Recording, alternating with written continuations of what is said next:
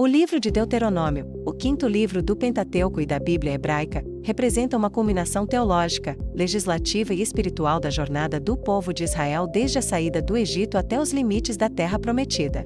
Tradicionalmente atribuído a Moisés, o livro apresenta-se como uma coletânea de discursos que ele teria proferido nos dias finais de sua vida, nas planícies de Moabe, antes da travessia do Rio Jordão e da entrada de Israel em Canaã.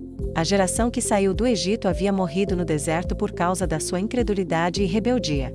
No primeiro discurso, Deuteronômio 1:4, Moisés recapitula os principais eventos que marcaram a jornada de Israel desde o Horebe, ou Sinai, até aquele momento. Ele começa reiterando os 10 mandamentos, dados originalmente no Sinai, mas agora apresentados com ênfase na dimensão relacional da lei, entre Deus e o povo. A partir daí, ele desenvolve um extenso código legal que abrange diversas áreas da vida: o culto, a justiça, a vida familiar, a guerra, os direitos dos pobres, o comportamento dos reis, entre outros. Moisés ordena que, ao entrarem na terra, o povo se reúna nos montes Gerizim e Ebal para proclamar bênçãos sobre os que obedecerem à lei e maldições sobre os que a desobedecerem. Ele convoca todo o povo, homens, mulheres, crianças e estrangeiros, a assumir o compromisso de obedecer aos mandamentos. Ele anuncia sua morte iminente, encoraja Josué, que será seu sucessor, e escreve a lei em um livro, que é colocado ao lado da Arca da Aliança. Moisés então entoa um cântico, DT 32, que serve como testemunho contra o povo caso ele venha a se desviar, e pronuncia bênçãos sobre as tribos de Israel, DT 33, à semelhança das bênçãos de Jacó em Gênesis 49.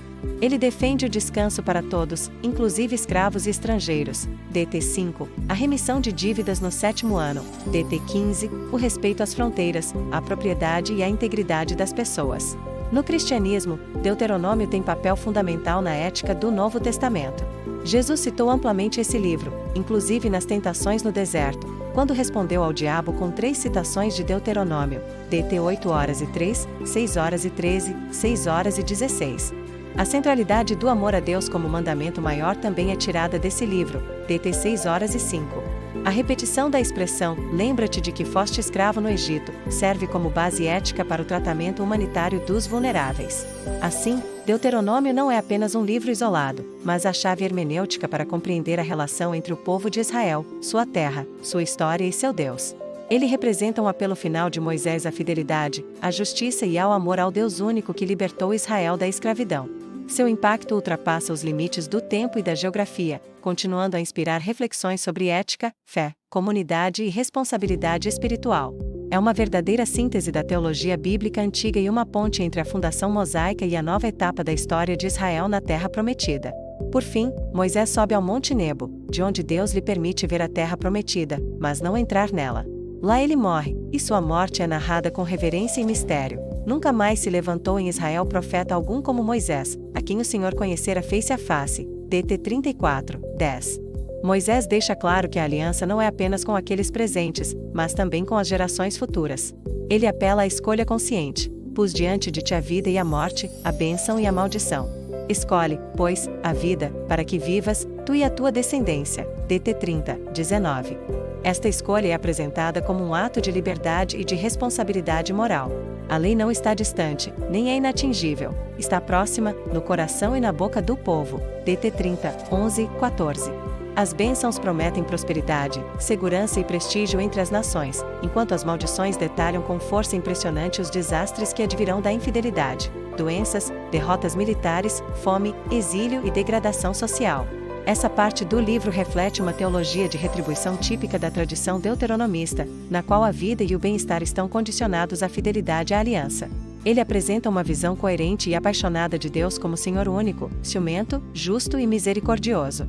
O relacionamento com Deus é visto como uma aliança baseada no amor, mas que exige fidelidade, obediência e exclusividade. A idolatria, nesse contexto, é não apenas uma infração religiosa, mas uma traição ao relacionamento com Deus. Por isso, há uma ênfase constante na destruição dos altares pagãos, na pureza do culto e na centralização do culto em um só lugar, o que mais tarde será identificado com Jerusalém. Essa legislação, embora tenha semelhanças com os códigos anteriores, apresenta um tom pastoral e humanizador.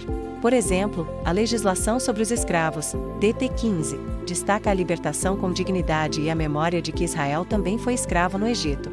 A ênfase na justiça social, no cuidado com os órfãos, viúvas e estrangeiros, e na honestidade nos negócios é constante, refletindo uma ética teocêntrica, na qual a obediência a Deus se manifesta no tratamento justo ao próximo. Ele menciona a escolha de líderes para auxiliar na condução do povo, o episódio da recusa de entrar em Canaã por medo dos inimigos, e as conquistas recentes sobre os reis Seom e Og. Amarás o Senhor teu Deus de todo o teu coração, de toda a tua alma e de toda a tua força. Este versículo resume a essência da fé monoteísta e a base do relacionamento entre Deus e Israel. Não se trata apenas de obedecer a mandamentos, mas de amar a Deus com integralidade, com todo o ser. Este amor é demonstrado por meio da obediência, da transmissão da fé aos filhos e da constante lembrança dos feitos de Deus. A pedagogia da memória é um elemento central em Deuteronômio. O povo deve contar sua história, relembrar a libertação do Egito, guardar os mandamentos e, assim, manter viva sua identidade e sua aliança com o Senhor. Esta seção não é apenas um registro histórico, mas uma interpretação teológica dos fatos. O fracasso da geração anterior é atribuído à desobediência e à falta de fé, enquanto as vitórias mais recentes são fruto da obediência e do favor divino. Agora, uma nova geração, nascida durante a peregrinação, está prestes a tomar posse da terra prometida a Abraão, Isaque e Jacó. Antes desse momento crucial, Moisés se dirige ao povo para lembrá-lo de sua história, renovar a aliança com Deus e adverti-lo sobre os perigos da desobediência. O livro, portanto, é uma chamada solene à fidelidade, à memória e à responsabilidade moral. A palavra Deuteronômio vem do grego Deuteronomion, que significa segunda lei ou repetição da lei, uma referência ao conteúdo do livro, que retoma, reafirma e, em muitos aspectos, reinterpreta as leis previamente dadas nos livros do Êxodo, Levítico e Números. O pano de fundo histórico e teológico de Deuteronômio é a transição geracional. Deuteronômio pode ser dividido, de maneira geral, em 3 grandes discursos de Moisés, seguidos por um apêndice narrativo que inclui a nomeação de Josué como sucessor, o cântico e a bênção de Moisés e o relato de sua morte. No segundo discurso, Deuteronômio 5, 28, que é o núcleo do livro, Moisés repete e expande o conteúdo da aliança entre Deus e Israel. Um dos trechos mais célebres desse discurso é o chamado Shema, DT 6, 4, 5, Ouve, ó Israel, o Senhor nosso Deus é o único Senhor. Ainda nesse segundo discurso, há uma seção particularmente solene e dramática, a das bênçãos e maldições, DT 27, 28. O terceiro discurso de Moisés, Deuteronômio 29, 30, é uma renovação formal da aliança, feita agora com a nova geração.